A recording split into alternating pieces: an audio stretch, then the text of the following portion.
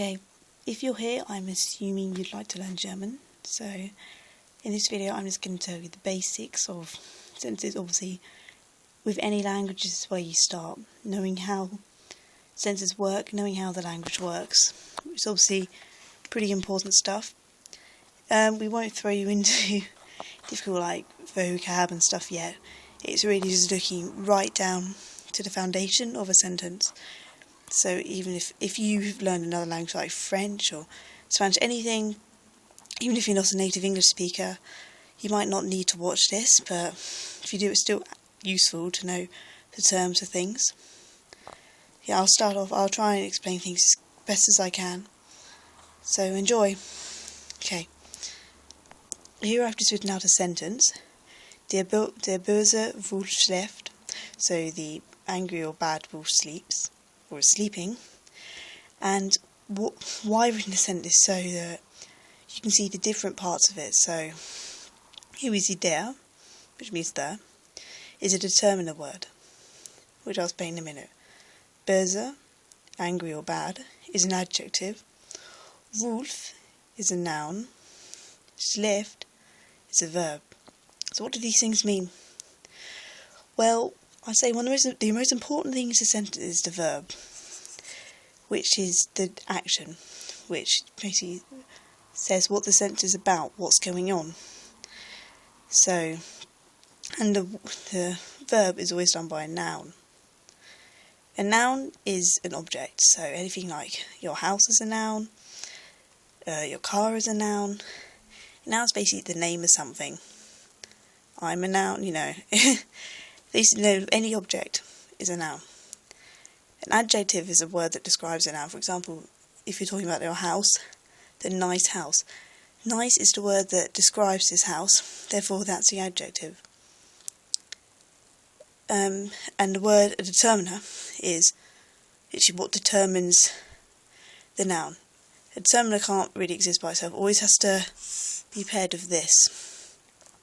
So for example, the or a are determiners.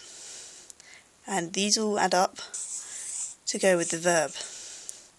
So if we want to use our house example again, the nice house exists. Exists is the verb because it says what the house is doing.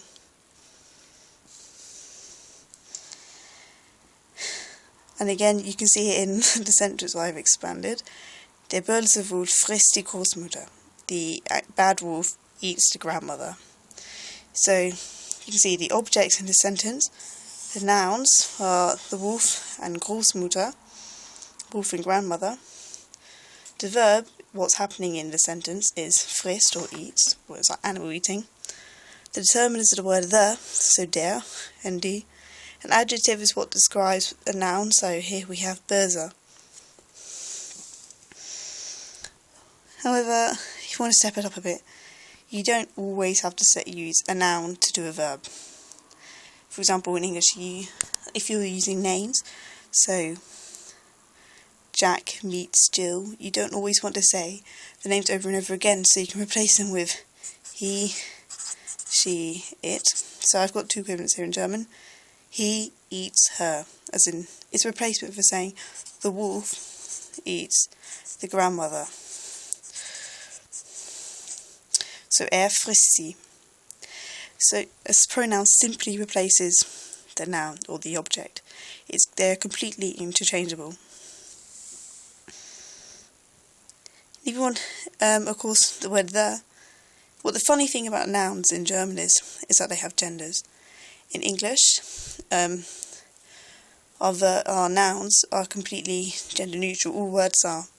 When most European languages like French, Spanish, they all have a gender. For example, in French, a table is feminine, like it's a girl table, but to us English people, it doesn't make much sense. However, in German, they have three genders. They have a masculine gender, a feminine gender, and a neuter gender. It's masculine boy, girl, nothing, essentially. Neuter is the without gender.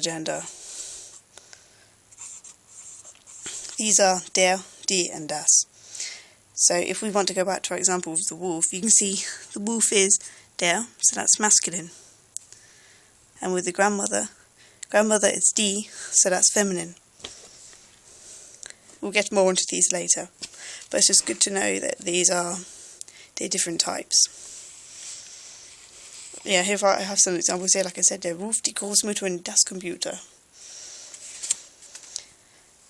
The thing is with so genders can help us determine the parts of a sentence. So if we want to go back to our idea of how sentences work, you can see that I've written subject and object here. In a sentence, specific parts change words in German, so these bits we usually change depending on the sentence. So here in this sentence we can see der Wolf is a subject, so he is doing the verb. He is eating. Frisst, means eat. He is eating. The grandmother is the object, because the verb is doing something to her. So, for example, as I've said here, she is being eaten. You just have to remember, this always does the verb. The object is always on the receiving end of the action. So we can conclude with the words we found today. Adjective, the describing word. A noun is an object, like house. Verb is an action, like eat. A pronoun is a replacement word for a noun, so he, she, or it. Determiner is something like the or a. Subject is the doer of verb, like the wolf eating the grandmother. Object is the thing being done by birth, so the grandmother. I hope you understood what I said today, and hopefully I hope this will inspire you to do more German and continue learning it. Thanks for watching.